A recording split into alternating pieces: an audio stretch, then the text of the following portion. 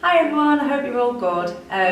We're at Quattro House today having our team meeting, so we thought we'd do a quick vlog to update on some of the key messages this week, and thought it'd be good for you to hear from all of us as well. So before I pass over to the team, there's just a couple of things that I wanted to update on. Firstly, a really big thank you to everybody who's put themselves forward for the Colleague Coalition. This is a really key part of our business change programme. It really will help to shape our future. So thank you so much if you have, and don't worry if you haven't put yourself forward. There's still plenty of opportunities for you to be involved. So Mike Tyree and the business change team will be coming to your team meetings over the coming weeks to just share a bit more about the programme and to also let you know how you can support. Second thing I want to touch on is our colleague conference, and you may have noticed this week that we've actually been doing a shameless plug for our colleague awards. It's really important that you get involved and just recognise colleagues and say thank you. We're having to do it a bit differently this year because obviously we're in a really different space, but what's really important is you voting and letting us know who's made that difference, or on some occasions who's made you laugh. So yes, please get involved, and I really look forward to seeing the nominations. So without further ado, I'll hand over to Anna. Oh, thanks Nick. Hi everyone, it's Anna here with my lockdown hair gone curly and left in its natural state. Just wanted to give you an update about some stuff that we've been doing. So in particular, the EDI strategy action plan has been passed by board. This is something that's really important for the organisation, and we're going to have a steering group running it that actually includes board members, and that's just to show how important it is for board that we get this right within our organisation, and a really inclusive organisation, both in how we treat each other as colleagues but also in the services we provide to our customers. As part of that, we're going to be relaunching the working group, and then a group that will be part of it called INC, which is short for Inclusive or Include or Inclusion. And that group is for people to come together to talk about their experiences delivering our services or being an employee in a safe space to say, actually, this is what it's like if you happen to be black, a Buddhist, disabled, or anything else. Something else that we've been doing that you're all aware of is the outbound calling for customers, which has seen some fantastic results, and thank you to everyone who's been involved in that. It's been so important. You've heard regularly about the results from that and the number of lives that have been impacted, from giving people food to cookers to helping people get hold of medicines and baby goods. So it's been really important. But one thing that's shown us is that we don't know our customers particularly well. So we've got another project that will be coming up about getting to know our customers and getting more information about them, and we'll be sharing that with you as we go along. And finally, I just wanted to talk to you a little bit about stuff you might have read in the press about one of our properties in Gorton, where there was a big party. Numbers in the press range from between 100 to 200 people who attended, which is really disappointing because we put out very clear messages about following government guidance.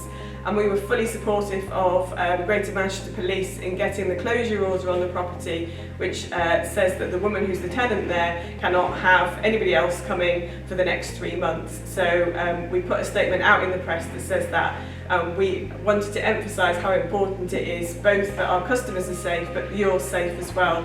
And I know Dave has got a little bit more to say about that now. Over to you, Dave.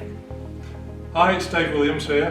Here's my update from the Assets and Growth team, just to let you know what's been going on over the last few months, as if you didn't notice.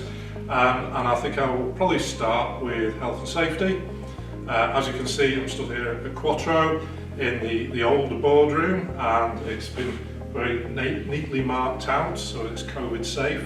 And you will be aware that we've done a lot of work at Quattro House to make sure the building is safe to use and is available for staff to come to. We've also been doing work at Lovell House to make meeting rooms available for teams to come in to collaborate, get together, see each other for the first time in many months, and those rooms are now available to book, as you'll be aware. I just want to stress though that this is an ever-changing situation. As we know locally, there's lockdowns, etc. And if people are uncomfortable about coming into the office, that is fine. You don't have to. But we are aware a lot of people would like to get together and meet each other. So those rooms are available if you want to and you need to come in and just discuss that with your manager. Moving on from health and safety, I'll just talk a little bit about compliance.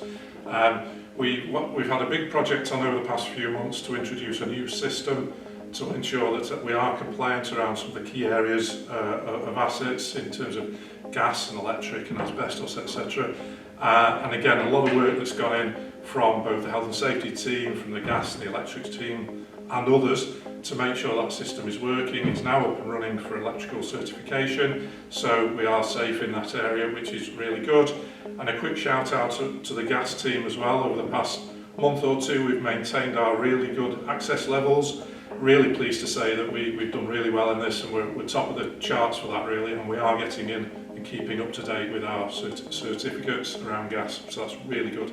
Well done to those teams. In other areas of assets and growth, I suppose the key thing to mention is that we are doing a lot of work around our strategies, both our asset strategy, our carbon reduction strategy and our growth strategy. Those have been discussed with board, and there'll be further discussions with board over the coming months before we put together the new strategies going forward for the next 3 to 5 years. Obviously things have changed a lot, and we need to be mindful of the changes that we need to make in the future because of COVID and because of the changes to the economy that we're starting to see. So a lot of work going on in the background there, and I just say thanks to those teams for the effort that's going in. And I suppose that's it from me for now, and we'll pass over now to my colleague to talk about their areas. Yeah, just a short update on my areas of responsibility, which are finance, income and business efficiency. Quite a lot of work ongoing at the moment, particularly for board with a new budget and a new business plan. Obviously we set that in March, but with COVID we've had to really go back and recast all the numbers that we started the year with. If you imagine the growth programme, major repairs, income have all been significantly impacted by the lockdown. We've had to model that through. And I suppose I just really wanted to acknowledge in doing that you know, the organisation has and is financially strong. I think we find ourselves in a good position in terms of our own financial resilience, but I don't think we should underestimate that and underestimate the impact of what COVID's doing to both our communities and, you know, even the local high street and so on. You know, that's what's out in the press every day at the moment. I think just briefly picking up on income collection, obviously it's 95–98% of what we do, and at the height of lockdown, you know, income fell off by over £100,000 a week in terms of what we normally collect, and, you know, a lot of work's been done both in modelling it and understanding what's happening to give us a good understanding of that shortfall. Another important document going to board this time round will be our VFM self-assessment, and I think that idea of efficiency and being in control of our finances is actually really important, not only in terms of the year just gone, but also in giving us the flexibility and choices to direct our resources in the year to come. I mean, I think if I can get that message out to people that, you know, the working environment that we're all operating in now is getting harder. If anyone has any good ideas on things that you think we can put into that efficiency agenda, that would be really valued. I mean, our budget holders have done some great work in the last couple of months. We've realised about £370,000 worth of budget savings for this September. And then separate to that, again, across the organisation, everyone's come together to put together a £500,000 hardship fund. Really tremendous piece of work. It's allowed us to both fund and support our tenants and service users in those first few months of lockdown, food projects and so on. But I think importantly now it's going to give us some funds to be able to support a whole range of community groups across our place and communities.